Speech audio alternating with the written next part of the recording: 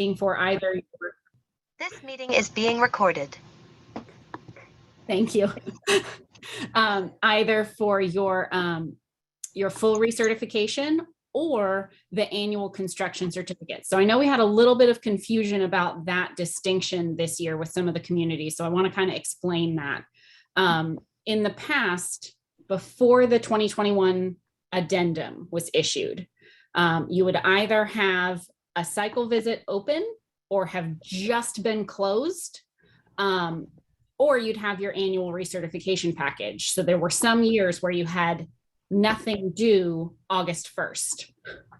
We have changed that with the 2021 addendum. So all of your annual construction certificates with your permit list, at a very minimum, that's what you would be sending in every single year. So for those of you who I met with last year and your cycle hasn't been wrapped up and concluded yet, you just had your permit list and your annual construction certificates. The elevation certificates, floodproofing certificates, engineered opening certificates, and V-zone certificates if you had the coastal V-zone or coastal A-zone. So if you had questions about that, we got a lot of emails, and so we worked with everybody to give a better explanation. I know some people said, well, we didn't get what my neighboring community got, and so we're still waiting on that. There was a reason for that. But if you ever have questions about what email you got on June 15th, feel free to email me or Scott Laporte. And then this is your couple days before the deadline reminder that's all due on August 1st. And again, that's due every year, August 1st. So it's something that can absolutely be put on your annual calendar, repetitious calendar reminders. Some of you have asked about turning in your elevation certificates and construction certificates. If it's due August 1st and the reporting period goes through August 1st, that doesn't leave a lot of processing time. And so I know we've talked with a lot of you individually about you can shift your reporting period to end at July 15th so that you have that 2-week window to get it in. And then you just have that consistent July 15th to July 15th annual reporting period. So you have that kind of calm before the due date. And some communities don't necessarily need it. They can look in their open projects and see, I don't expect any finished construction certificates to come in that last week or two. And if you miss one, just stick it on for the next year. It's not meant to be something stressful. This is meant to be something much more consistent where you get your annual review and you fix any errors to get up to that 90% correctness threshold, so that after the 5-year time, when I come to visit, now that we're allowed to go out and travel again, nobody got me to visit in 2021 because everything was still COVID restricted. But when I get to come visit you, you will not need to give me the full 5 years worth of certificates, because we'll have tracked them with corrected versions every year. So I will use your report cards from every year and be able to verify your freeboard enforcement, your correctness of elevation certificates, all of that. But this way, you only have the 1 year's worth of reporting periods to submit, and any corrections you need to make will only be 1 year or so old. You'll never have to hear me say, we really need these fixed, and unfortunately they're 4 years old, and maybe the surveyor is still in business. So this makes it a lot easier for you guys and for us that you won't have to submit 5-year chunks worth of certificates at a time. Moving away from the annual submittal portion, anyone who has a question of when their next cycle visit is going to be, you can absolutely email me. You can send a message through the chat. And I have the ability to see where you are in the schedule for which year we would be having a visit. If you have been proactive and you feel like you have enough new activities to bump up a class level. You do not have to wait until your 5-year cycle visit. If your next cycle visit is in 2025 and you don't want to wait that long, you can email me and we can set up a call to discuss what you've got going on. And you can submit what we call a modification. It's not a full cycle visit. We're not going to look at all of your activities. We are going to look at all of your prerequisites, and we're going to look at any of those new activities and see that you get over that class threshold, the 500 points, and any prerequisites that might be in front of that next class level. So that, I know I have a list. Sorry, I'm calling in from my family's vacation, so I don't have all of my lists on my walls, but I have a list of about 10 or so Virginia communities that I kind of did an overview a couple chats ago, and I saw that there are several communities who are within half a class of their next, half a class of credits within their next class level. And so it's not something that I necessarily am going to push you on because it's a volunteer community program and you guys get to choose how much you're able to handle and maintain. I've got some communities that I visited with, and even though they were about 50 points away from a class threshold, they said, this is what we are confidently able to maintain. We don't want to go up a class and then not be able to maintain that with our current staffing and our current resources. So I definitely understand if you don't want to make that push. But all it takes from you is an email to me or a call to me, and we can start that discussion if you are interested in that. Otherwise, I'll just be seeing you on your 5 or 3 year cycle visits to make sure that we're maintaining all the credits that we've got, or if there have been some changes to the manual, then we'll make sure that we're still able to meet our class thresholds and prerequisites. Does anybody have questions about either the annual submittals or the modification process? We can start with online questions first. So if folks online, if you want to come off mute or type in the chat, please feel free.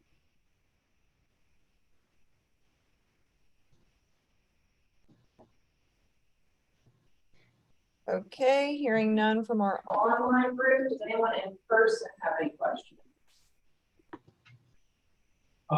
I do. For Newport News, we wrapping up the annual recertification, and I got everything ready to go. Do I have to wait? Do we have to wait until August 1st to do that? Or Good question. That is an excellent question. You do not need to wait until August 1st if you have everything ready to send in to Scott Laporte. You can copy me on that email, but he's the one that handles those annual submittals for the Virginia communities. And you do not need to wait. If, especially for some of the communities that only have the annual construction certificates, and if they had no construction in that annual year, then they can send an email back directly and say, we've had no construction of new or substantial improvements of insurable buildings in the SFHA in the last year reporting period. And that's all that those would need to submit. But yes, thank you. If you have everything ready to go, you can certainly spread out his workload and not have them all arrive on August 1st. We do appreciate that. okay. Do have another question related to that too. If something that we submitted is not, on the attachment that you like, maybe it's not what you were looking for, do we have another chance to fulfill that, or just yes. like really graded based on what we submitted? Yes, if there is something missing from your recertification package, when he does his initial review, so he will send you an email back saying he has received it and he will be adding it to his queue of what he's going to be reviewing. When he does the review, if something is missing, he will send you an email saying, this is still missing. We still need you to submit these pieces. And he'll give you a time frame to submit those. Okay. Thank you. It's not usually very long. It's usually just a couple weeks, but because it should be a fairly regular annual piece of either sending in the annual progress report for the mitigation plan, or your records log, or your outreach pieces. Those are usually the pieces that get submitted or missed. But yes, he'll give you a deadline of when to get it back to him. Thank you. Mm-hmm. Thanks, Emily. Anyone else in the room? Newport News, any questions? Great. Last chance for folks online before we move on. This is Christy from James City. I just want to say thank you for the clarification about the whole 5-year versus every year, because that's a lot less stressful now that I don't have to turn in 5 years of ECs to you and then worry about it all over again. So that's extremely helpful. Thank you. I will add one extra piece for that. The only time during a cycle visit that I would potentially ask for more certificates is if your ordinance states that you have higher regulatory standards outside the special flood hazard area. So if you have the SFHA and you also enforce freeboard in the X shaded or in a buffer outside the SFHA, I can't do the 430 activity impact adjustments unless I have acreage and visibility that you've been enforcing that. So if you have elevation certificates outside the SFHA that you didn't send in the annual submittals, you could show those to me at the time of the cycle visit, so that I can see you are enforcing those and I can give you credit for that extra acreage. That would be the only time. Thank you. Mm-hmm. Great. Thank you so much, Emily. I'm going to hand it back over, or excuse me, I think Mary Carson might have a question. Yeah. And then Renee's. Emily, thank you. Thanks for calling from your vacation. That's really over the top per usual. Greatly appreciated. Well, I knew that I hadn't, the last 1 or 2 visits of this group, I love this group, but the last couple of visits, I've had other cycle visits that happened to be scheduled on those days. So I'm going to do my best. I wrote down the 2023 dates. I'm going to do my absolute best not to let anybody convince me to cycle a community on those dates so I can be available. Sometimes it doesn't work out, but I'll try. That is great. If anybody thinks of questions after that, just let me know, send me an email. I am back in the office August 1st, but I'll have a lot to go through. So if I don't write back immediately, that's why. Cool. And I want to address the question that Mary Hill asked in the chat. I believe she's talking about the webinars that we're in right now. I suspect so. Mary, your question is, I think, about CRS credit. And if that is not the case, then let me know. But if you're asking about how communities can get credit for these webinars or these work group meetings in the CRS program, the answer, I think, and Emily will correct me if I'm wrong, is that it's not really a creditable activity. It's kind of like a preaching to the choir type situation. Emily, correct me if I'm wrong there. We don't have an activity where this particular users group would be creditable, but it is a really good way to bounce questions off of each other. Tell your stories of this has worked really well. This is something we tried and it didn't work. It's a good place to get together with neighboring communities if you wanted to try to start a collaboration on a multi-jurisdictional PPI, or chat with each other who have a multi-jurisdictional hazard mitigation plan to make sure we don't miss the courtesy review submittal. Not in Virginia, but in a couple of my most recent community visits, I have noticed a brand new multi-jurisdictional hazard mitigation plan that did not cover adequately the repetitive loss. So all of our category C communities are having to do rep loss area analyses, which could have been avoided if they had submitted for a courtesy review and gotten that heads up and added before it was adopted. So I will remind everybody that we do offer courtesy reviews on any of those larger items that have to go through adoption. All you have to do is email me and ask. I can't divine that if you guys are in an update cycle or not. So if you email and ask for a courtesy review, we can absolutely get that done. But once it's adopted, it's very hard to get those prerequisites met. The hazard mitigation plan, aside from that rep loss assessment, making sure we don't miss any of the 10 steps so that we get our full credit instead of capped at 50 points for those activity 510 plans. Great.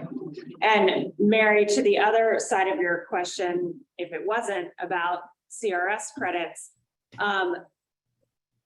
people who participate in the CRS Workgroup meetings who have a certification through the Association of State Floodplain Managers, the CFM, or the Certified Floodplain Manager certification, are receiving the credits for their continuing education through this work group.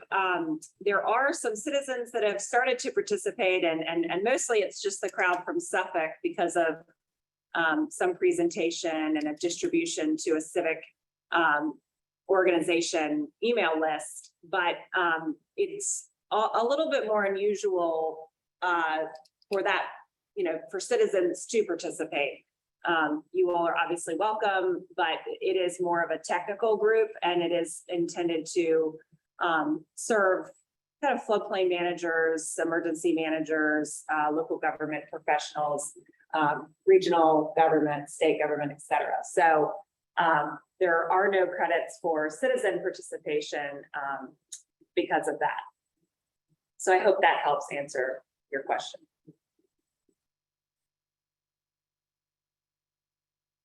Great. Great. Emily, thank you. Thank you, Emily. Please enjoy the rest of your well-deserved vacation.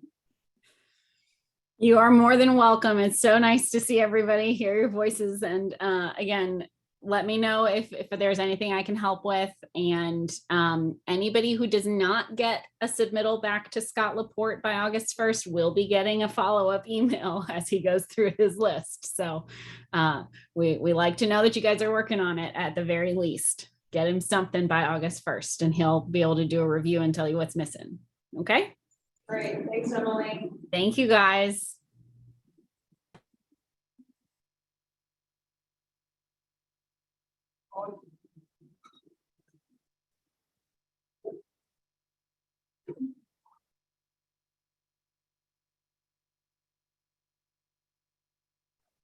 Okay. And the audio is coming out of the. No, but I think we can hear you. Okay, you all cannot hear me. Please say so in the chat. Okay, I am going to launch the second poll. This is really for kind of my record keeping. I'm curious to know about where communities are in their cycle visit process and in their approval process. As all of you know, we have had crazy delays in the past. That has definitely improved since Emily has come on board, but I just want to make sure that we're not leaving any loose ends. And, primarily, I think at one point, Pocosin was, I think, on year 2 or 2.5. So I just would love to get a more accurate accounting of where communities are.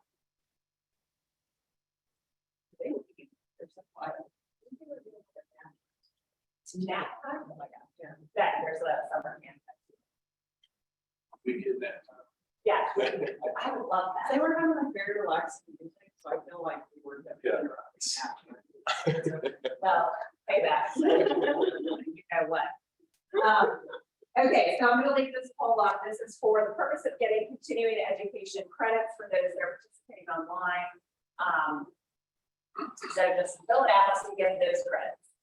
Okay, so as you all are aware, during our last CRS Workgroup meeting, Madison and I talked about how, as a part of our upcoming grant with Coastal Zone Management Program funding, we are going to create these videos that are training for the purpose of specific activity review. So it's the truncated or what is it, the Spark Notes version of the manual, what you need to know, what you don't need to know, kind of cutting through some of the unnecessary information that really muddies the waters for communities that are wanting to tackle a new activity or improve in an existing activity that they're already getting credit for.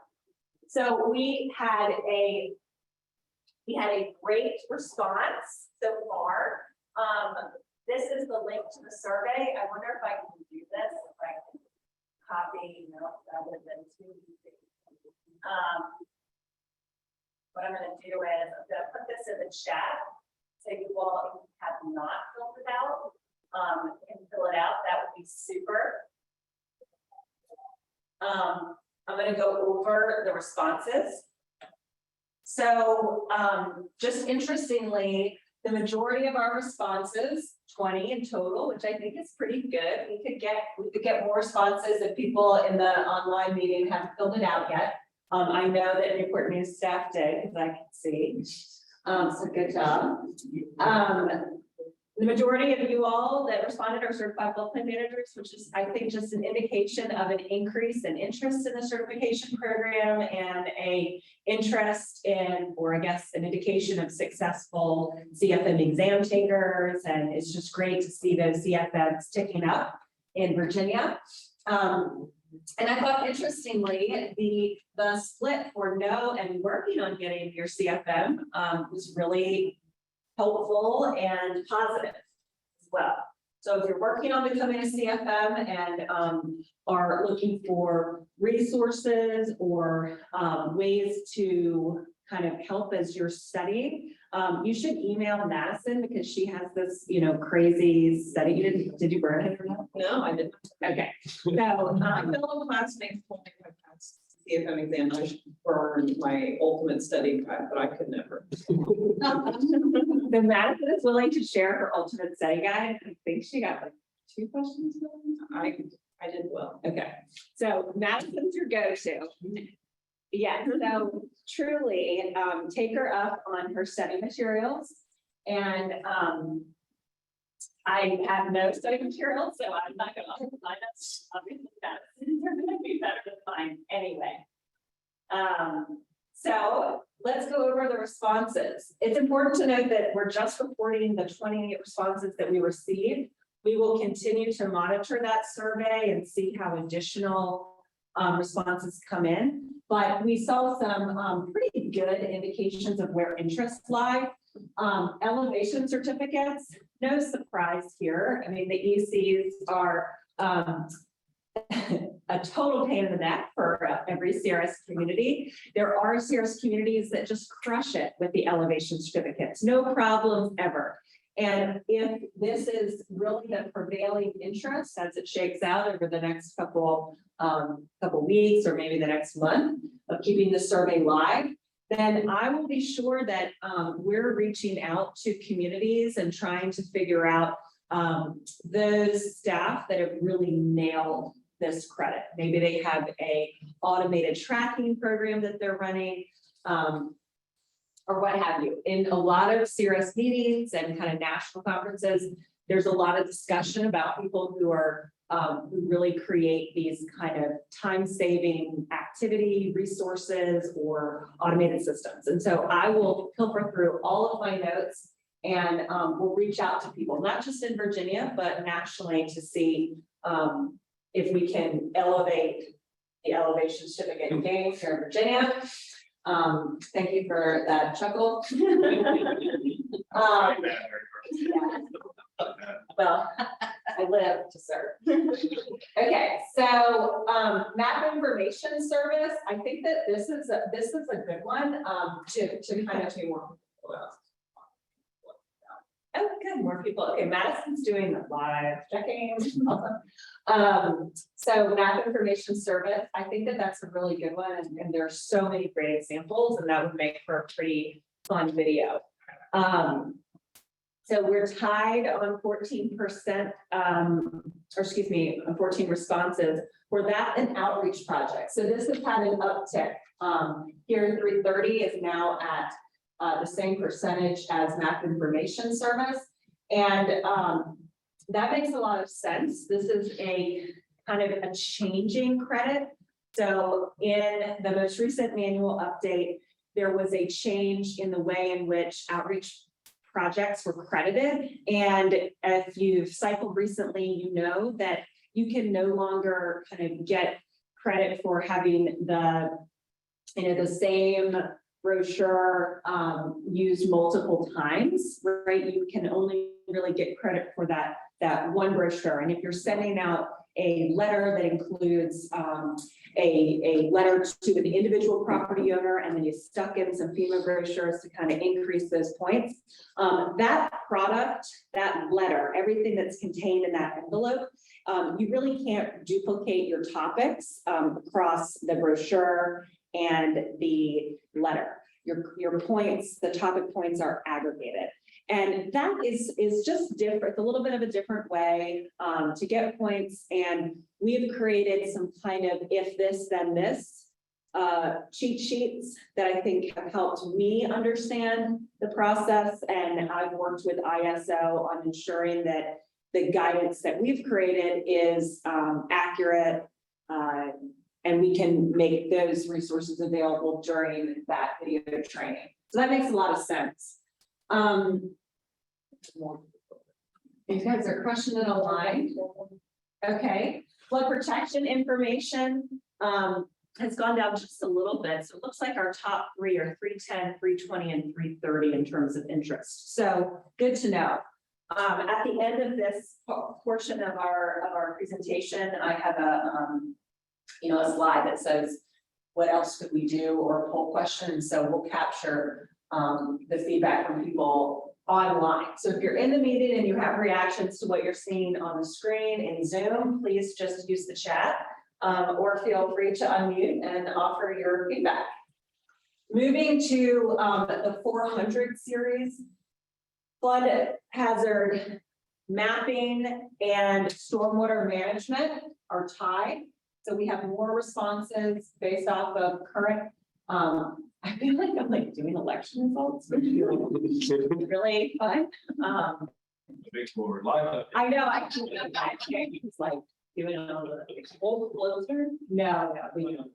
I forget. They got him to do the Olympics because he was yeah, the tie and yes. and they go out and hat.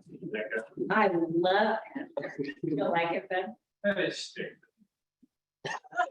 I love him. Especially when he's covering gymnastics. Okay, so for 400, I think flood hazard mapping, again, there's like a lot of mapping interest, which I think makes a lot of sense because it is, it's detail oriented, and it's also kind of working with a party that you may not be as familiar with working with. So the GIS people, there may not be a CRS coordinator who's also a GIS coordinator, like Tom Bredegraw, is really the kind of unusual case. Stormwater management. This is one that I think makes a lot of sense to focus on because the documentation that's required to get the credit is somewhat intensive. And again, it's a third party, like not typically someone who sits in the CRS Workgroup room or is a CRS coordinator that you're banking on to fill it out. And so that would be a good one to focus on. Okay, next one. Sorry. Yep. Okay. Next one is 430. So we wrote this one out separately because it's the big kahuna, higher regulatory standards. This is where you're getting credit for all the things that go above and beyond in your ordinance. That's changed a lot. Okay, so according to the live results, coastal A zone is featured the same in the highest category with special flood related hazards. So that's regulations for the special flood related hazards. That's regulations that your community has that are different than what would be included in a flood map. So let's say you have a dam inundation break zone, and that zone, as we all know, isn't a part of the flood map, but you regulated your inundation zones in a different way, knowing that, you know, that's a specific risk for you. The same is somewhat true. I don't know if the credit actually correlates exactly right with county or city designated floodplains that go above and beyond what FEMA has said is floodplain in your community. If you're regulating to those new zones, this is a special, you know, flood related hazard. The one that everybody kind of thinks about is coastal erosion. We're not doing a lot of regulating in coastal erosion zones in Virginia. It's a really hard, it's a hard credit to get, and it's a really hard thing to do. But we can definitely explore that credit. And it's a credit that communities are not getting. I think it's interesting that people marked the coastal A because according to Virginia's new update of our building code, we are now, if you have coastal A in your Virginia community, you have to regulate development as though it is a B zone. So that's in state code, and every community, if you have coastal A zone, will get credit for that no matter what. So that's kind of a new one for us because of that change. And, you know, we'd be happy to go over that, but that's one that we could go over in a CRS Workgroup meeting. I could even put it on the agenda for the next meeting and probably not spend a video on it because it's a immediate credit if you have it. We can talk about how it's credited and like how you do the impact adjustments and how that works with other credits. But I think we could cover that in the meeting. Okay, I forgot one here. 500 and 600 series, let's see how that's changed. Everybody wants to do floodplain management planning. I think that's interesting because in Virginia, where communities are for the most part getting this credit for the regional hazard mitigation plans. And that's definitely the case for Hampton Roads communities, and that is becoming the case for Richmond communities. So Henrico will loop in with the city of Richmond and getting credits for their upcoming update that I think Lee Chapman has just finished or will be finishing. So that's an interesting one. And to be frank, Wetlands Watch already has a YouTube video on this credit that is from when Shannon Hulse-Darbo was still kicking around down here. And we presented on this issue or on this activity on the Eastern Shore of Virginia. And so I'll review that recording and see if it's still relevant, but we might already be able to just exactly do it for everybody. Okay, next is flood protection. That's a really good one because this is a hard credit to track. It's all about tracking who has flood vents in your community, who's elevated their property in the community. These are really mitigation actions. They do include larger community scale mitigation actions in addition to those property level mitigation actions. So I think that would be a good one. And I'm not as well versed on how credit is calculated, so that would probably be a nice one to offer for us to kind of bone up on our knowledge better. Okay, and then flood warning and response. This is a no-brainer to me because this credit is hard to get. The CRS wants you to have a very specific plan that includes all sorts of stuff. And you can't get credit in some of the subsections if you don't get credit in others. So it's one of those really annoying, you have to do this in order to get this, and this. So that's the one to focus. And again, you're working with a third party group. That is not the case for Chesapeake, because their CRS coordinator is also an emergency manager. It's not the case for some of our other communities where that is definitely the case. But it's more unusual. Usually you're having to follow up with somebody else in a different department. Okay.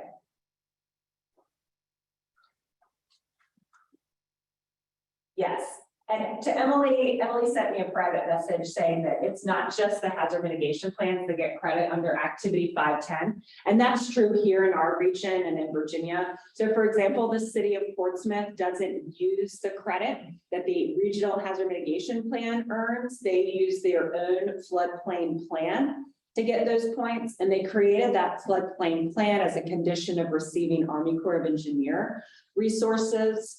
They had to create a floodplain plan to get that support from the Corps. So yes, that's true. Absolutely, Emily's right. And there's a lot of thinking in the CRS community nationally that the floodplain management planning activity 510 should probably migrate away from the regional hazard mitigation plan credit and be more locality specific, because we all know that those regional hazard mitigation plans are written to be vague on purpose because of what happens in disasters, and resources need to be allocated, and to have specificity really makes the process much harder to get support when a disaster occurs. So just as an FYI, it is not always a hazard mitigation plan that's earning communities that credit.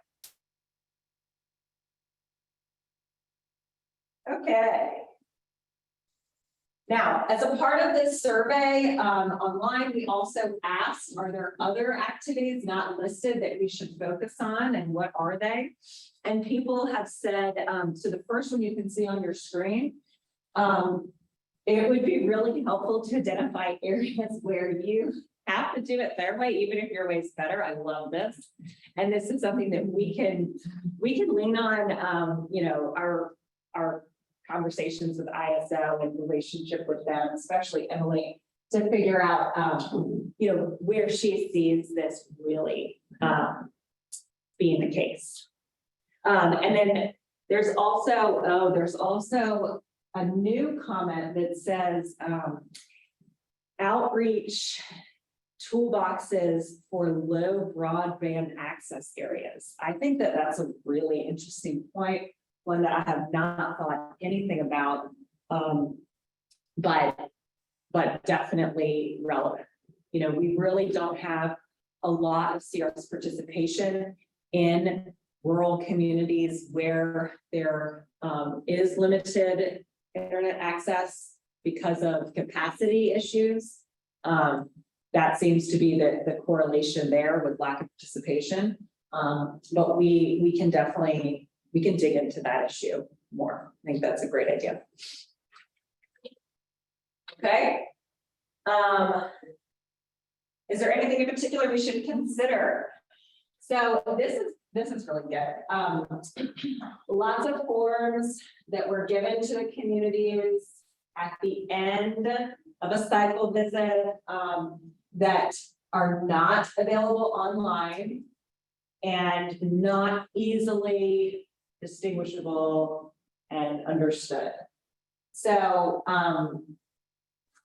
I'd have to think more about how we would tackle this. Not sure. That's a hard one, so good job whoever wrote that. I really like this training for, keep in mind that the videos would, people would be watching them who are not CRS communities, maybe yet, or might not be, but folks are just interested in learning more. And we definitely would, but I think it is important to know that the purpose of these videos would be for communities that are a little bit more entrenched. So we would go as specific as necessary while trying to kind of pull up on acronyms and stuff like that. So we'd be mindful to a degree, I guess.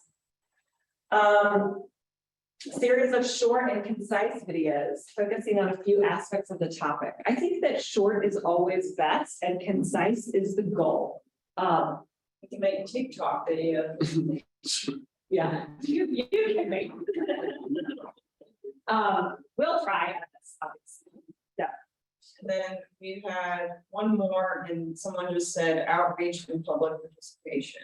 Yeah, okay, So good. quite sure, but How the public can, really engage and work with localities to get more information and then, get more credit, I assume, for that outreach. Okay. great job on filling the format, y'all, except for Ben. Ooh, Ben. Ben didn't fill it out. Calling you out. Wow. I Wow. didn't see those in the email that, should I read your emails more carefully? No. Only when someone's willing to call you back. I'm here. I'm joking, Ben, I'm glad you're here. Sure, 2 questions wrong. Oh my gosh. Okay, so I'm gonna launch a new poll. I think, okay, this is a pretty basic poll. This is for CFM credit. I'm just really trying to make sure you all get as many CFM points as you can. Okay, I'm gonna leave this up.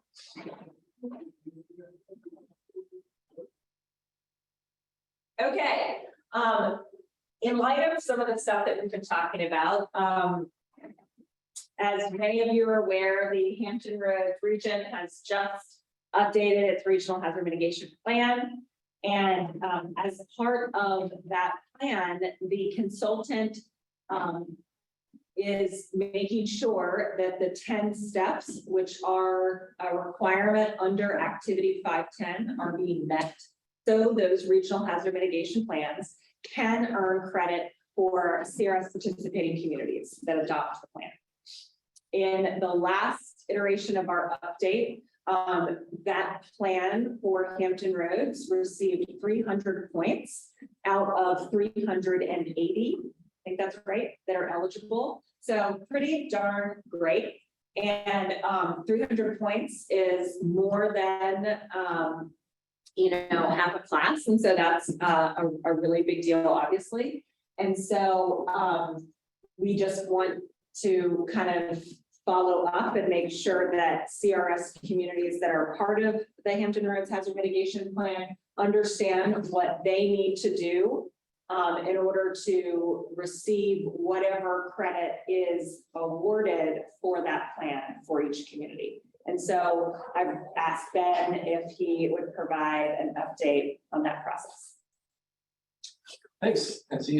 So what had happened was apparently that the grant that the PBC got from FEMA to do the plan update specifically kind of said that we couldn't do anything related to CRS as part of that funding stream. So what we have done is, and we have, we've got a resiliency program at the PBC that the localities all fund every year. And that's got some funding in it for special projects from time to time. So we've asked AECOM, who's the contractor on the plan update, to give us a scope of what it would take to do the crosswalk, do the check, and submit everything to ISO for credit. We hope we get that scope, and if we get moving on that as soon as possible. So we'll see how that plays out, but we're going to try to get it there. Okay, that's great. And also the towns of Hampton County, that's a separate issue. I guess they did not show up to the meeting. They did not show. So we're going to work with them to make sure that they get folded into the plan and they get approved for that as well. That's going to be a separate capacity. Okay. So Interesting. I know.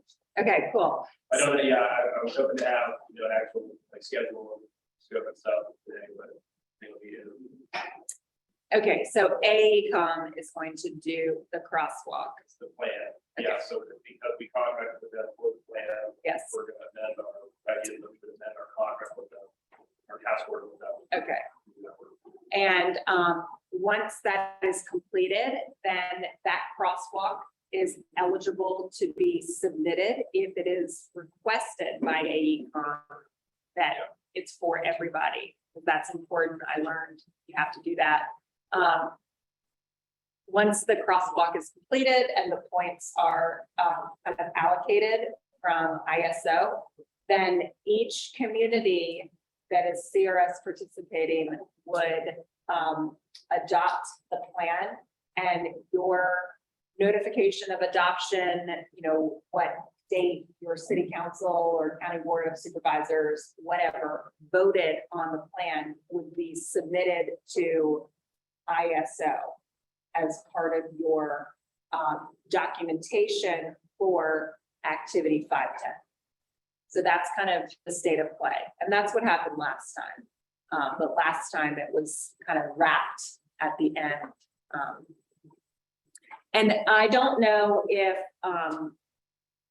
Whitney ended up actually completing the crosswalk for the city of Virginia Beach. And this is me just forgetting what Whitney said in her email to me. And this is Whitney saying, no, I have not. Okay. Thank you, Whitney. Perfect. So AECOM will do it and then you can use it. That's excellent. All right. Well, thank you, Ben, for doing that. Yeah, and Whitney and anybody else that's kind of, I guess, waiting on pins and needles for this, so if for some reason that the schedule we get is opening along, or we'll let you know what the status of that is, Awesome. So you said that your grant specifically carved out that you couldn't, That's what I was told. okay. Do you know why? No. Okay. Yeah. So- That's fun. Yeah. It was the grant It was or it was money the that we contract? I was told it was the grant. Okay, interesting. I was told it was the contract. Love it. Okay, cool. Okay, good. So Well, it's on the list of things to avoid next time. that's right. So 5 years from now, We'll have- I'll leave an SOP for the next person who calls that. I'll be like, make sure Yeah, if you have this in there. great. And that's a good lesson learned for the other regions that are on the call, especially the Northern Virginia region. I think that someone from the Northern Virginia Regional Commission is on the call. This is true for George Washington, and then the Plan RVA crowd. So if you have any questions, reach out to Ben, but I think the long story short is include expressly that the consultant will complete the crosswalk for CRS credit for activity 510. Should be included upfront. So that's great. And it's nice that the PBC's following up and pointing that way. Okay, any questions about that?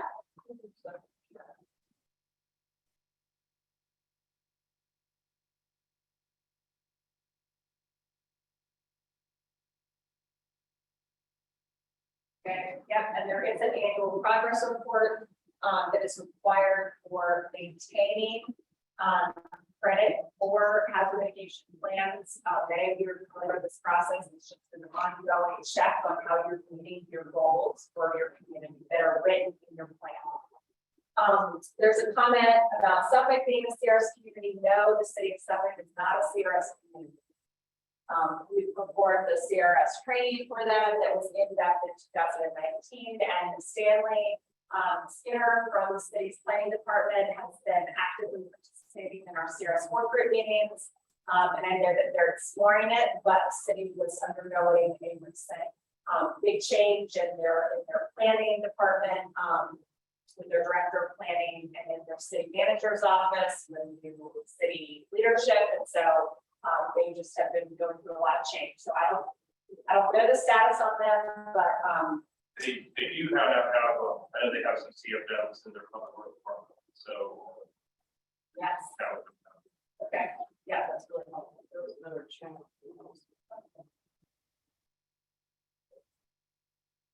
The updated Northern Virginia hazard mitigation plan should be out soonish. That's good to know. Okay, great. Okay, good. All right. Interestingly, we got a question from someone in the work group. So anytime there's a question that somebody wants to post to the group, you can obviously do it during our work group meeting, or you can send it to me or Madison in advance, and we'll make sure there's a dedicated slide and it's not forgotten and we talk about it.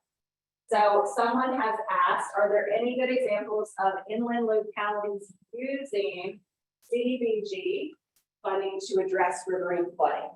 And this is Community Development Block Grant funding, and that's a HUD funding resource. So looking to our members from, riverine communities, obviously there are riverine floodplains in our coastal communities. Our communities have both in this region, for example. But any examples? You can put it in the chat, or you can just. Mary Carson, this is Kristen. I'm going to try to say this real quick because I have a baby that woke up and is screaming. But I think that Roanoke and Salem used it for something. I think it was Salem. I don't think it was directly tied to flooding initially, but they used it towards that. And then Drake's Branch, they worked with their PDC, and they used CDBG money to help fund some of their downtown flood study work that they were doing. Their like town hall building and fire department and everything were being flooded, so they bought all of that out and they're demoing it, and then they're building a new one across the street. So they had a combination of funding, but CDBG disaster funding, I think it was disaster, is one of the things that they used.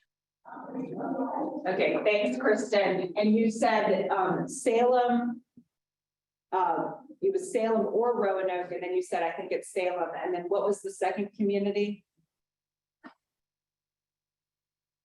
With the downtown, with the fire department? Sorry, I was running back and forth. It was the town of Drake's Branch. They're in Charlotte County. Right. So Todd Fortune they're in the, what is their PDC called? The Commonwealth Regional or something, I think it's that one. So they worked with them. So they had a combination of funding. Like we gave them a grant at DCR to pay for the HECRAS study. They used, I think, some VDOT money for something. They used CDBG, and they also used some FEMA money for part of it. So it was like a big combination to get everything done that they needed. Theirs was strictly focused on flooding because the whole downtown was flooding constantly. And then they got hit by, I think, both Florence and Michael in the middle of it. But I think it was Salem. They used CDBG. And oh gosh, what's her name? Is it Mary Sands, I think?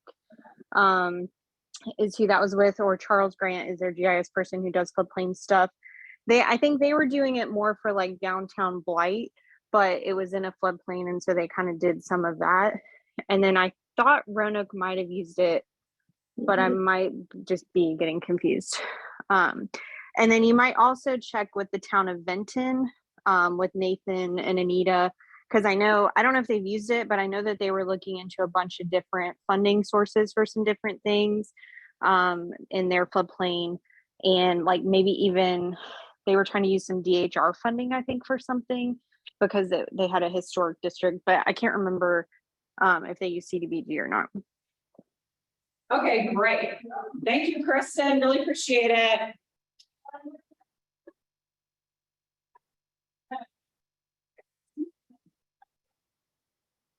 Anything else on this?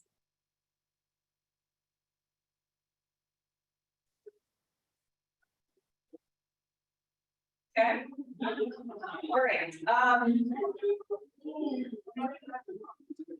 So I'm just going to move this back because they said the sound is not good. So we're just having a lot of fun today. Okay. Last CRS Workgroup meeting, I was going to talk about some things that I learned that are CRS related at the Association of State Floodplain Managers Conference in Orlando. And we talked about the stuff I learned related to risk rating 2.0, but I didn't get a chance to go over what I learned about the CRS.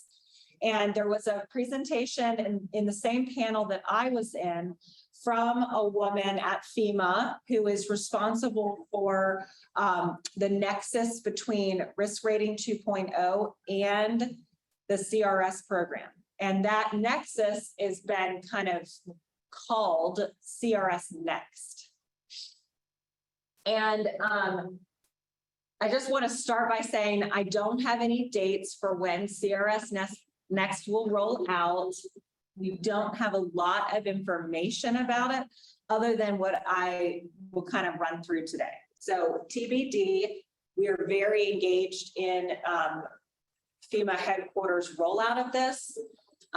And so when it really gets cooking, we should know a lot more. But I'm just reporting what I know that the public knows too. Okay, so essentially this is going to be a big change in the CRS program, and I assume it's to align with some of the feedback that the CRS program has been receiving from many different stakeholders. And many of you are in the room because, you know, Wetlands Watch has been tracking what CRS participants like you all have shared about, you know, activities that might not work for you, credit calculations that disadvantage your communities, things like that. We've been passing all of your feedback to FEMA, FEMA Region 3 and FEMA headquarters and the CRS program nationally for many years. So we've continually tracked this and continually update them. So it is in part to address a lot of the concerns coming from groups all across the country about how the CRS program can be changed. But then it's also intended to address how the CRS program will shift with risk rating 2.0. So now under risk rating 2.0, CRS credits are available to everyone in the community, regardless of what zone your structure with insurance is located in. And to reflect that change, they will be updating the manual to, to expand the coverage area of points, I assume, outside of that regulated area of the floodplain. So that will dramatically change the way that impact adjustments work, the way that credit calculations work. And so they have to make those adjustments accordingly.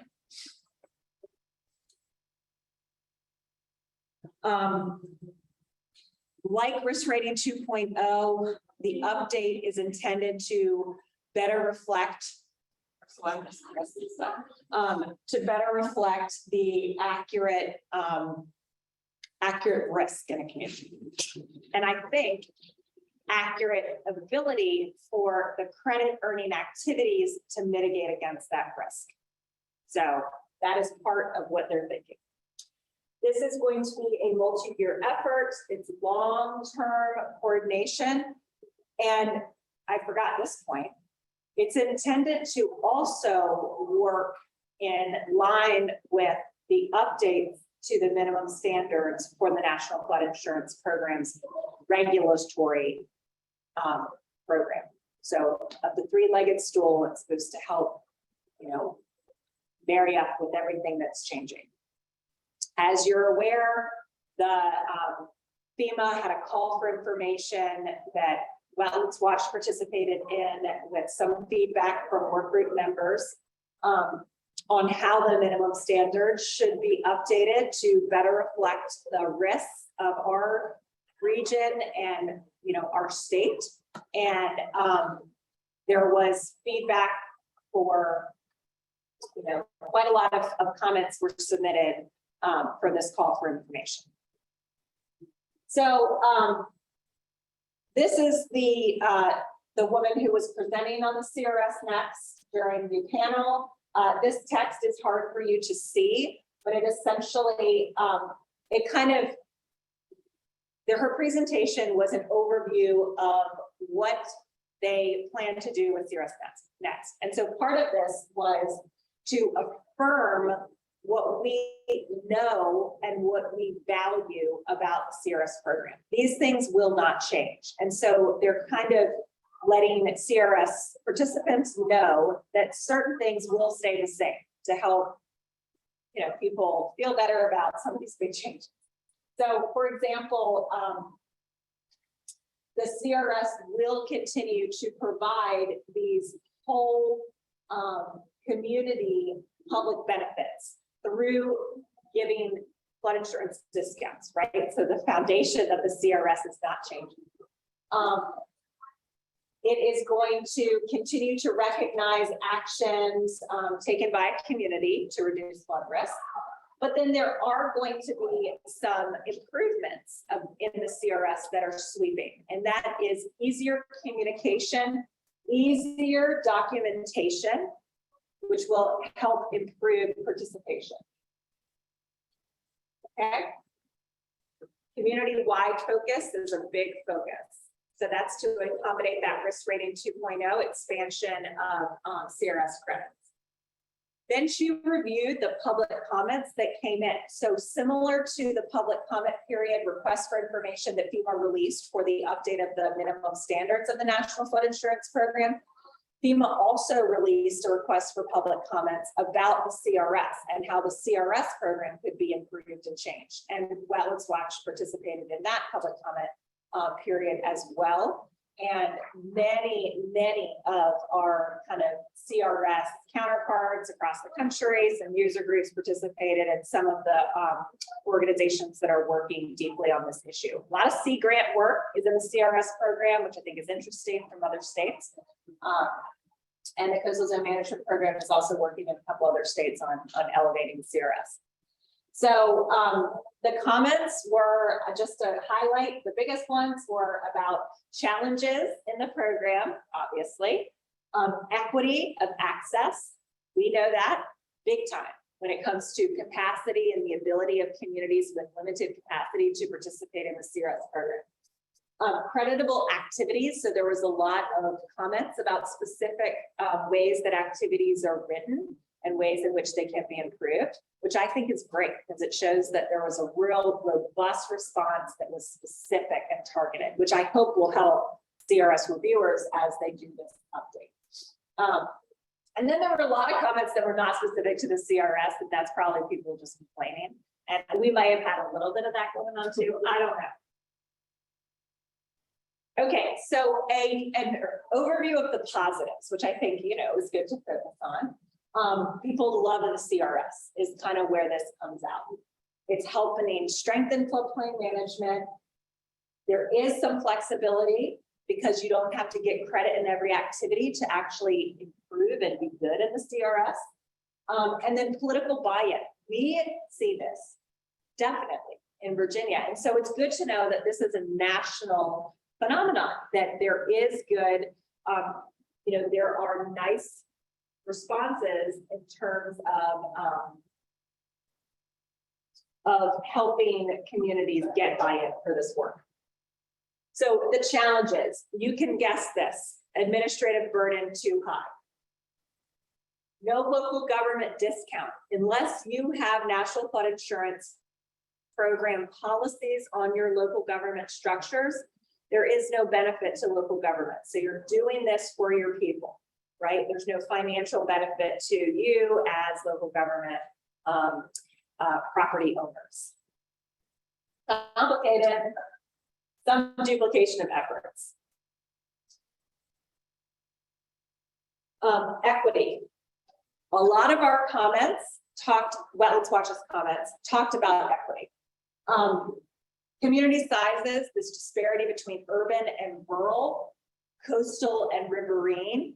It's hard to make a program that accommodates all of these nuanced geographic challenges and social challenges. And they did their best, but there are some things that could be improved. Technical assistance to underserved communities, that's a really common comment for every single thing in local government universe right now. Grants could be helpful, and then outreach tools for those underserved communities could be improved. Future conditions, I think that people are really interested in future conditions being more integrated in the CRS and more credits available. There's so much work in our coastal region and soon to be our riverine region with our statewide master plan that will look at future conditions, and communities should be awarded more appropriately for all of the investment in planning for these future risks. Because this investment is significant, and y'all know this better than anyone.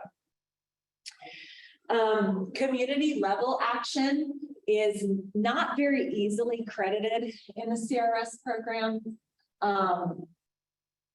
And measurable risk reduction alignment. That's kind of making sure that accredited activities actually reduce risk. Data and technology. I think that people just want more data because it helps you better predict risk. And then technology should be used to better simplify the reporting process. And I'm sure that that is absolutely felt from you all too. So a lot of the comments about creditable activities, outreach, people want more credit for outreach because that's a lot of the work that local governments are doing, and educating people to make good decisions can have snowball effects and all that good stuff. I like that people are interested in more activity 420, that's open space preservation credit, because that's what we care about. So that sounds good to me. The all or nothing scoring for the 600 series, I think that everybody can agree that would be very helpful. Increasing credit for things that are hard to do politically, like increasing your the substantial improvement and substantial damage standards. That's hard to do politically. It's just not worth that many points. So there's a little bit of comments about that we echoed in our feedback as well. This I don't need to talk about. Y'all know this. Simplify, simplify, simplify. It's interesting. People want more success stories and more best practices. So it'd be great to have more templates. The CRS Work Resources website does a nice job of linking in templates, but we all know we can borrow and steal so much more than we are already doing to help reduce time. Okay. I had a CFPF slide. So that's it for ASFPN and CRS Next. Does anybody have any questions? Yeah.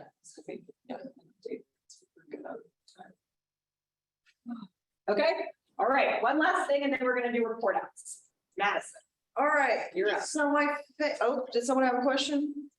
Yeah, hi, this is Will Knuckles. Sorry, late to join, but thank you. Hey, could we get the contact information for the person that you met with, who is the supposed point person for CRS Next? And do you have any comments on us pushing on our legislative, sort of federal legislative bodies to try to get this moving faster, or at least to have something other than it may come, but we don't know when? Because that seems to be wholly insufficient in terms of us being able to plan at the local level about, do we, if you're talking about changes in administrative burden, we need to know that in a time that's relevant for budget planning. So I'd like to push back on that. Like, we don't really know when it's happening, but I didn't know if y'all had thought about whether to accelerate that and how to accelerate it. Yeah, it's a good question. And Will is calling from Colonial Beach, town of Colonial Beach. So I will give you the point person with whom I have contact information, or for whom I have contact information, and you can reach out to her at your will. I can do an email introduction. As far as, yes, it's insufficient. I agree. Unfortunately, I'm not sure what kind of leverage can be exerted because it's FEMA. And so I agree it would be helpful to get more clear answers. And we can try to do that in, through whatever vehicles you have access to and think would be helpful. I just am not really that optimistic about what kind of impact we can possibly have, because it's a huge moving train. And it is, we're not like 2 years off. I know that we're in a greater timeline than that. And so I don't know quite what the typical level of specificity that is required for a big change for a government agency to provide to the public. I just don't even know. We can't even get CRS data right now for risk rating 2.0 rollout, which has already happened. And so I just feel like we're walking up a very, very steep hill in every regard with FEMA right now, because of this challenge to kind of move this enormous shift. So I don't know if that helps you, but I'm happy to give you contact information and we can talk about it. That definitely helps. Thank you. And Yeah. I'll follow. Okay, perfect. Thanks, Will. Great. Any other CRS Next related questions, comments, concerns before I move on to my most favorite topic? Okay. Community Flood Preparedness Fund. So we know that a lot of communities who are on the call applied for the third round of the Community Flood Preparedness Fund. I know that back in May, we had told you all that the anticipated release date of those awards was June 17th. That original date was given to us in November 2021, so I never had too much faith in that being the concrete date. And as you can see, we still do not have award announcements for round 3.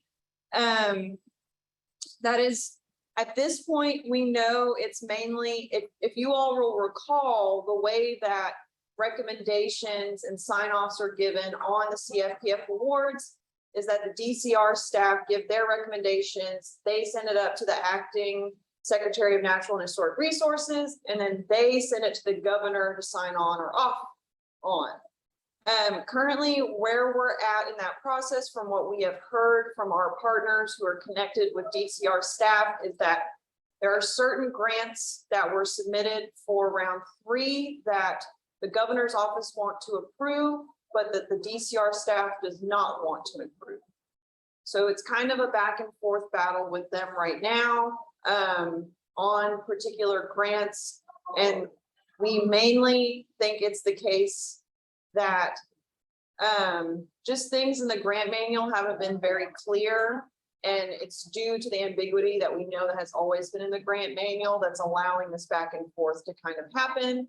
So hopefully the new grant manual that is supposed to come out after this round of awards will take care of that issue, so there isn't such a long deliberation process on the grant awards moving forward. So our next best guess on when the grant awards will be announced, we attended the joint subcommittee for recurrent flooding and adaptation, I believe is what they renamed it, because it's a renamed joint subcommittee. They announced that it should come out during quarter three for calendar years from July to September. So that can be any point from right now until the end of September. We were hopeful that they were going to come out last week, but because of that back and forth, they were not able to release that information. And now the DCR head is on paternity leave. So we know that they will not release the awards until he is off of paternity. And we know he has at least 2 weeks of leave time. So we are guessing that the awards will either be mid-August or end of August timeframe. That might be a little bit TMI, but that's where we're at. Just because I know this is a lot of money for folks. $40 million is available, $94 million worth of grants was applied for. So this is really serious for folks. And I think it's important that we keep you all in the loop on when you can expect to hear something. When those awards are announced, we will immediately let you know. I can prove it to y'all. I have this webpage pulled up 24/7 on my computer. I refresh it at least 10 times a day just to ensure that we're not missing anything. Once those awards get announced, we anticipate that the grant manual for the next round will be released for public comment, because like I said, they will be revising the grant manual. And because they are revising it, they have to release it for a 30-day public comment period. We will solicit you all to see if you all have any comments that we can put together to send from Wetlands Watch, not necessarily the CRS Workgroup, but through Wetlands Watch. So we'll let y'all know. Resources. We have a plethora of resources to help localities apply once that new grant round has become available. We're not sure how much money will be available in the new grant round. We heard from DCR last week that $50 million remains in the CFPF, but that doesn't necessarily mean that that money will be made available for applications, because they have to take some of that money for their own staff to administer the grant and for their own studies that we know that they're trying to conduct to revise the Coastal Resilience Master Plan and to create the statewide Resilience Master Plan that's anticipated to come out in 2026. And the statewide master plan is broken out by watershed. And so there'll be 12 watersheds in total. Yes, And we haven't said that. yes, or it's 11. I think it's 11, doesn't matter. Yes.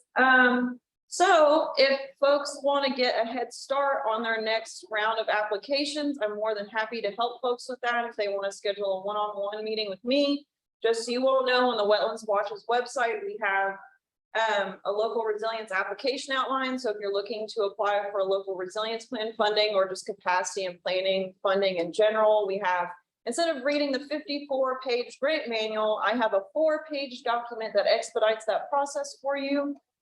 We also have a tracking website. So if you want to see how much money was awarded the first and second rounds, what the original grant manual looked like. DCR doesn't even have this on their website anymore. So I think Wetlands Watch's website will be the repository for all previous DCR website resources regarding CFPF forever. We also have a local flood resilience plan consultant list. So if you know you need to work with a consultant for a project you're trying to do, we have consultants on there, not necessarily ones that Wetlands Watch has verified. We just know that these consultants have worked with other communities on past CFPF projects. And then we have a fact sheet on CFPF in case y'all want just a quick rundown on what it is. And then we also have an interactive map of approved applications. So if y'all kind of want to see where projects and plans and studies have already been approved, you can do that. And summer camp next door is getting really excited. So I'm sorry if any random screaming was happening. I promise people aren't that sad about me going over the CFPF again. Or happy. Or happy.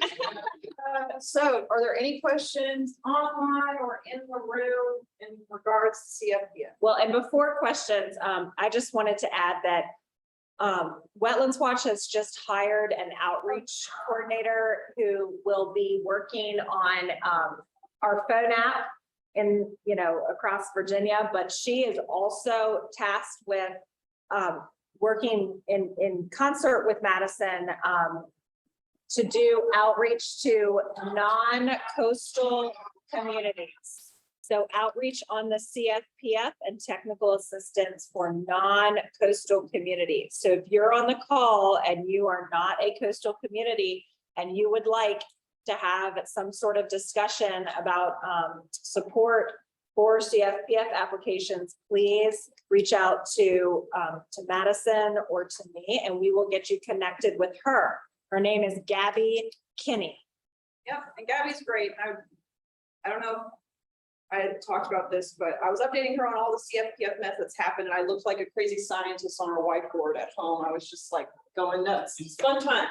I see that Daryl asked, is there a Reggie update? I've seen the commercials. Yeah. So Reggie, where it stands is we're safe at the, or quote unquote, Virginia is still in Reggie. The next auction is scheduled for September 7th.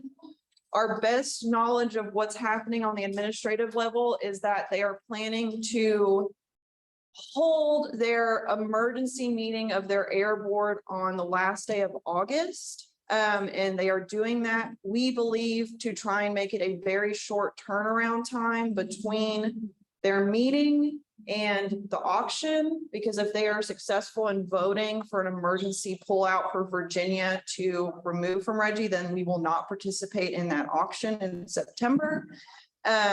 Just to remind you all of what that process looks like, they only have to give us a 3-day notice of that meeting since it's an emergency meeting. And it's not like a formal removal of Reggie, it's just a shortened timeline of them trying to get Virginia out. If they are successful, we are aware that there are several environmental organizations that are ready to rebuttal that act in hopes that Virginia will be able to participate in that September 7th meeting. So just know that we are doing everything we can to remain in Reggie so we can get that really, really vital money into the CFPF. The next step after that would be an official meeting with the Air Board, and that would be anywhere from a 12 to 18-month process to get Virginia formally out of Reggie. It included multiple public comment periods, et cetera, et cetera. So for right now, we're safe with Reggie, but we anticipate that they're going to try and temporarily pull us out at the end of August, and we are hoping that we are successful in our rebuttal of that action so that we get more money in September. Anything else? Is there any other questions in the room, online for CFPF and Reggie? For those on the call who don't know maybe what Reggie is, it's the Regional Greenhouse Gas Initiative, and that is the sole current funding source for the CFPF. It's brought in $170 million for us, so it's really, really important. I think that's it. So I'll hand it back over to MC, and if y'all, like I said, when I get a head start on an application or need help, just email me, madison.teeter@wetlandswatch.org. And I have our email address at the end too. Great. Okay, thanks, Matt. Okay, let's do report outs. Let's do in the room first. Well, this is a time where we go around and we share any updates with the group. Updates can include anything related to the CRS program, the National Flood Insurance Program, upcoming meetings, alerts about resources, updates. Other than that, it's a free for all. Gotcha. So you can start. I don't think anything in particular comes to mind other than just work with you guys on the upcoming grant year and the current grants for this work and other work.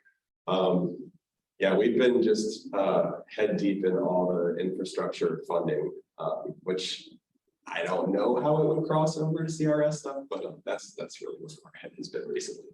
And if you are head deep in it or whatever you said, and you're creating like spreadsheets or charts that work through the sources easily and just like digestibly, and you're willing to share those, that would be great. Okay, yeah, speaking specifically about the coastal zone management funds, but okay. Yeah, not all the I thought various you meant pots. all the various pots. Yeah, I was yeah. like, great. Anybody? Yeah, okay. Well, that's good. Thank you. Okay, Newport News crowd. We just, in the last month, finally got started on all of our kickoff meetings. We got a really large CFPF grant, and we are doing a really complex stormwater master planning, floodplain master planning, and climate change and resilient master planning. And it's 3x3x3 study. it's so interconnected and it's so exciting, but it's really overwhelming right now because we are just like having kickoff meetings for different topics and just figuring out where we are and where we want to go and it's there's so many really cool things that we're going to be doing. It's just keeping it all together. So yeah. Quick question, was that a round 1 or round 2 grant? 2.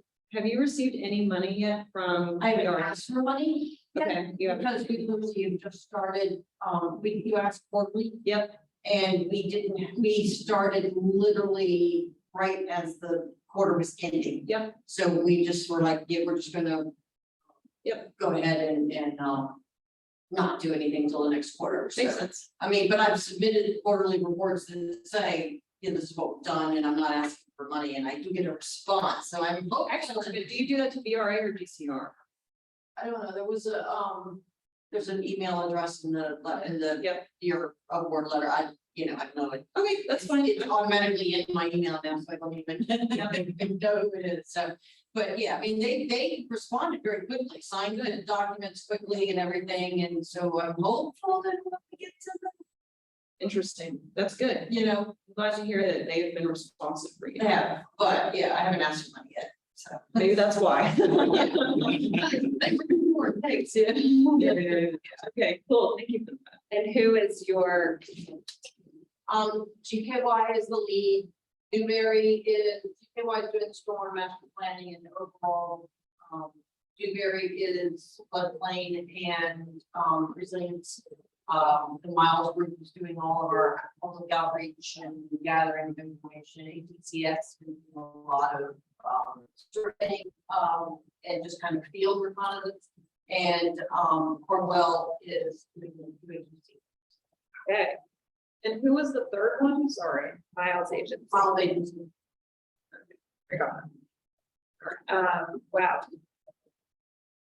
Wow, It's insane. insane. It is. Exciting, but very cool. Okay, Ben. One of the things that we've been working on for a number of reasons, I have been manually is practicing the non 1% water surface elevation from all the flood insurance studies that are out there. FEMA doesn't have those available for the older studies in a digital format, so that's almost complete. So that'll be data. Great, great. Let's see what else. We're doing that as part of our resilience design standards work. So that's still underway. We send a lot of that out to our resilience group. So if you're getting those emails, if you'd like to get those emails, let me know. And then one other thing, Matt down from VCR mentioned last week to us that they have started putting the data from the layers from the coastal place master plan up on Amazon Web Services. I don't have the link up right at hand, but those are available to go down them. Have not really had a chance to actually look at the data yet, so I don't know how user friendly it is. It's a server, it's folders, there's no viewer for it. Okay. But that's something we're going to be looking at in the next month or so. See if we can do something with it to make it more accessible or get it out. Great. Thank you, Ben. That's awesome. It's really cool. Okay, online people.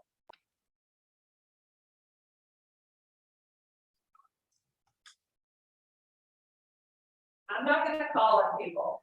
Y'all can unmute. Anarchy.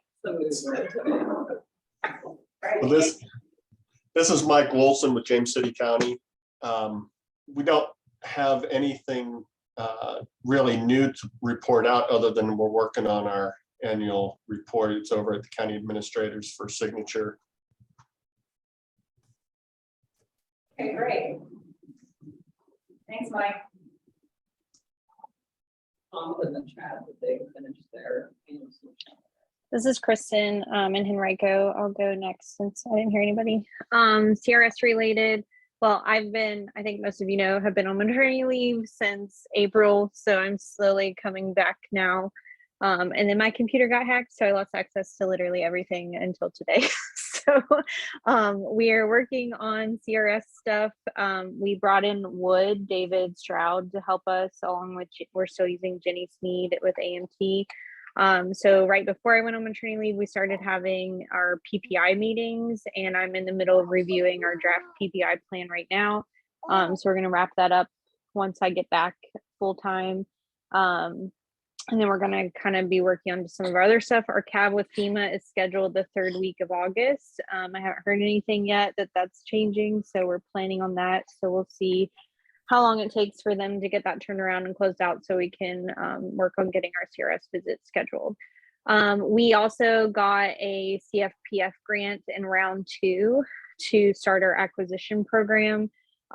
We had to go back and forth a bunch with DCR, and they cut out a bunch of our money and changed what we could do. I am interested to hear that they were very responsive to you, Kathy, because I sent them a bunch of emails and still have not received anything. And that was in like March or April, because they put some conditions on our grant that we didn't discuss. So I'm not really sure what's happening with it. We haven't started work yet because we're working on getting the money appropriated. I'm also not sure if anybody submitted the first quarterly report while I was out on maternity leave, so that'll be something I have to figure out too. But the plan is that we were going to start on that in August. We're going to be working with Dewberry to have them set up our acquisition program. So basically what we're doing, DCR wouldn't let us buy any properties with this grant round. So what we're doing is we're setting up the administrative piece of the acquisition program, doing research for like how we're going to prioritize properties and things like that. And we're going to have like an entire outreach educational component with it. We have a pilot program or pilot neighborhood we're going to put it in. And then we'll be creating, we already have a flood risk score for properties in the county that looks at a bunch of different things and prioritizes them based on their flood risk and social vulnerability. But we're going to have Dewberry take that and kind of beef it up and make it better to build into the acquisition program piece as well. So we can use that to help inform us on what properties we're going to spend money on. So that's kind of where we are with everything.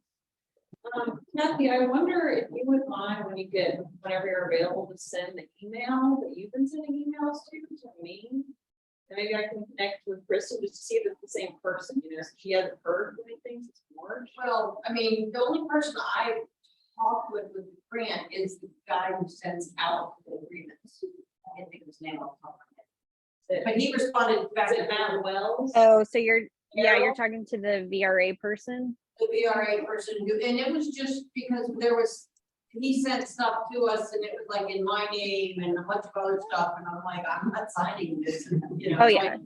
And so there were a lot of back and forth about just the agreement. And other, you know, stuff, but he responded within a day every time. And is that who you're trying to connect with, Kristen? No, he was very responsive. I'm trying to connect with Wendy because she's the one that set the conditions on our grant. So Wendy and the generic CFPF email, which also goes to her, and I think Kim and maybe Angela, none of them are responding. Yes. If there's anything we can do to help Kristen, let me know. I know Wendy usually responds to my questions. So if you want me to send an email with you CC'd, I can try and help you. Yeah, we'll see. But I will reach out to you about the CFPF stuff because I am interested just from the riverine side of kind of working with you guys. I know Mary Carson and I have talked about it before, especially with the acquisition program. So I'll reach out to you once I can get, my computer was delivered, but it has everything deleted still, so I can't access anything. So, okay. So maybe tomorrow. That's fine. Don't worry about it, Kristen. Yeah, so sorry about your computer. All right. So, okay, next. Who wants to go next?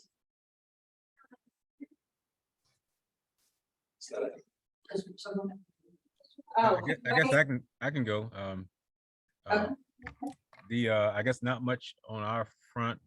We are implementing the round 2 grant projects for CFPF, getting started on that. We were scheduled for a community assistance visit with DCR last week.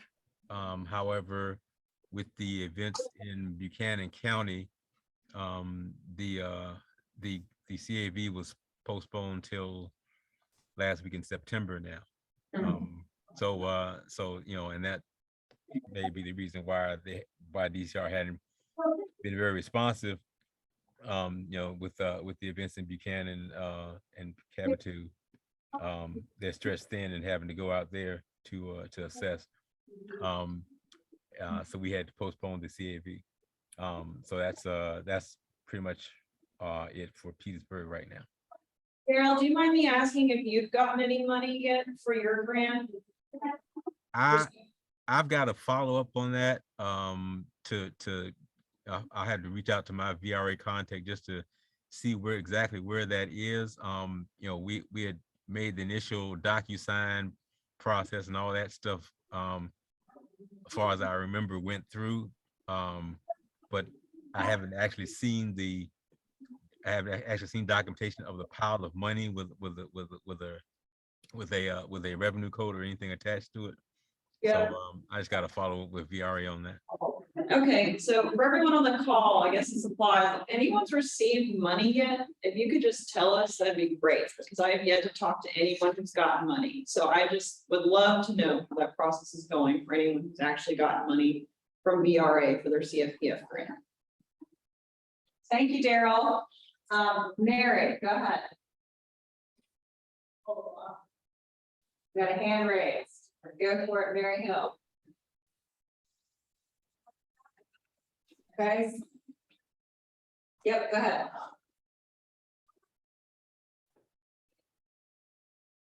Mary, we can't hear you if you're talking. Oh, there you go. Oh, you can't hear me? You can now. Can you hear me? Okay, thank you. Hello, everyone. Mary, you cut out on us. We can't hear you.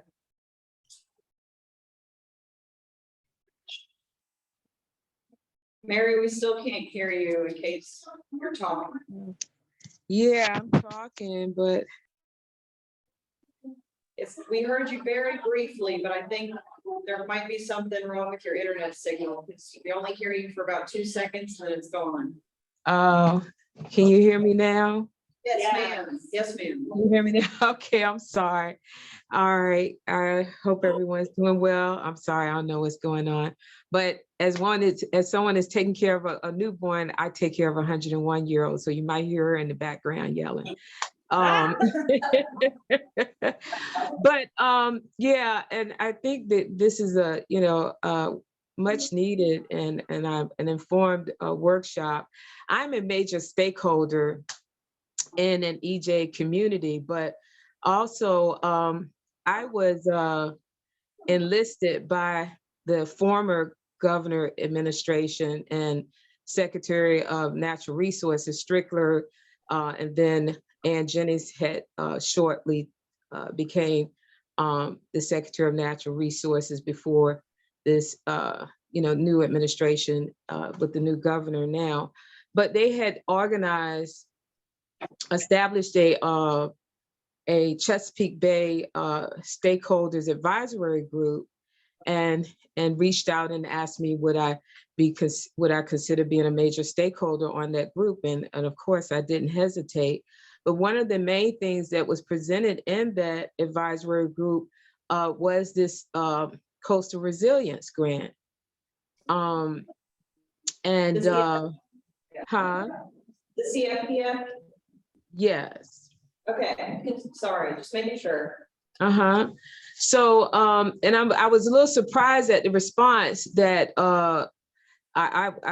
because I sent multiple emails and information to the city of Suffolk about this coastal resilience grant because of the enormous amount of flooding and that Suffolk has encountered, as far as even drainage issues and lack of infrastructure. And we did not have, and as of today, it appears that we still do not have a floodplain manager. But from communication from the planning department in the city of Suffolk, this was a year ago, that they were going to participate in receiving these rounds of funds and position themselves with a floodplain manager. So I'm a little shocked that the response was that we were not a CRS community. Yeah, that's helpful to know. I think just to clarify, Mary, the CRS program is not the same thing as the funding source that you're talking about. This is a program that is for floodplain management. It is a voluntary part of the National Flood Insurance Program, and local governments. I understand. Yeah, so I understand. Yeah, and I understand. And I'm sorry, go ahead. No, you're okay. And Suffolk has received funding through the Community Flood Preparedness Fund. They received a grant in round 1 for their local resilience plan. And the reason why it might be taking them a little bit of time to access the rest of the funds is because all communities who apply for project on the ground funding must first complete their local resilience plan. So they're currently working on that. And once they're done with that and have it submitted, they will expect to apply for future rounds of funding. So they are working on getting more money from the fund, and they did receive about $68,000 from the first round. So are you saying that they have a floodplain manager? The city of Suffolk has a floodplain manager? They have people on staff that have the certified floodplain manager certification. So whether or not their title reads floodplain manager, I'm not sure about that, but they are investing in training up staff on flood risk issues, which is good and which is new.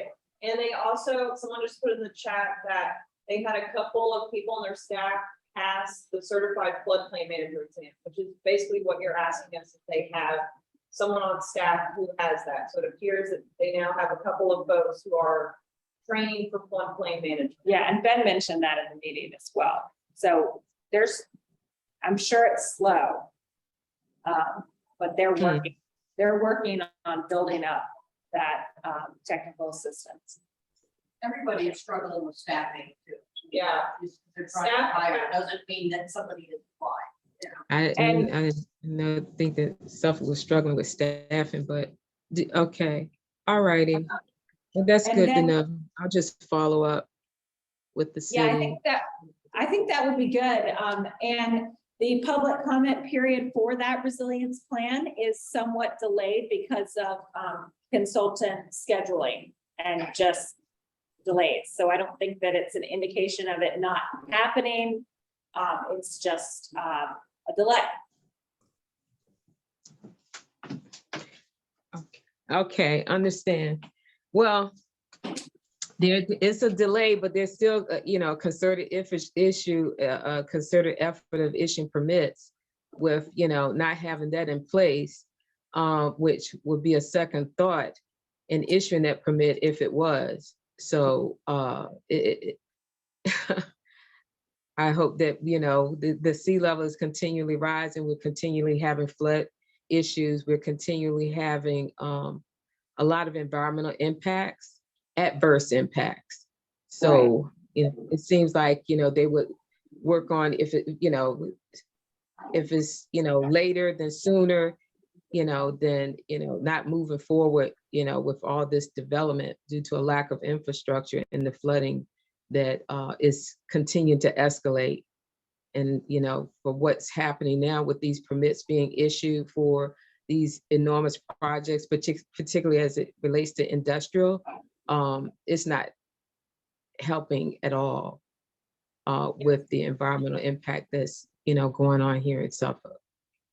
Yes, ma'am. Yes, I think that's why Suffolk is trying to work really hard on getting that resilience plan so they can then access that other pot of money for kind of what you're talking about, more on the ground projects. So we know that they're working on trying to get to access that money as quickly as they can, given their staff capacity. But we appreciate you joining the meeting today, and please feel free to come back for future meetings. Thank you. Okay, great. Paul, go ahead. Greetings, everyone. Paul Cole, building official, Gloucester County. I'll make it quick because I promised my wife lunch today. Oh, good. I just want to give a shout out. We have a new emergency management director is Jane Winter, and Jane has orchestrated a outreach, a disaster preparedness expo to be on August 6th in our Home Depot parking lot. It's going to include law enforcement, emergency service personnel, CERT, fire and rescue. Hopefully we'll get our Virginia building officials group also there. If anyone wants to see, Jane has been successful with these in the past. Might be a good opportunity to view helicopter landing. I don't want to ride the helicopter because it's for emergency situations, and I'm not ready for that yet. We also have some new folks in leadership. We have a new county administrator, Carol Steele, who's been very successful in moving things forward. We have a new temporary floodplain administrator, also a county administrator deputy and engineer, George Baines. So a lot of things happening in Gloucester County on the good side. That's all I'm gonna say, so I don't miss my opportunity with my better half. Thank you, Paul. That's great. Lots of activity for sure.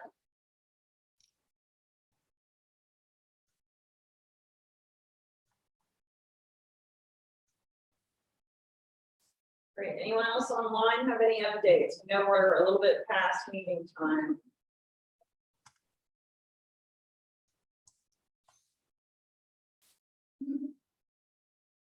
Okay. Now's your chance. Unmute.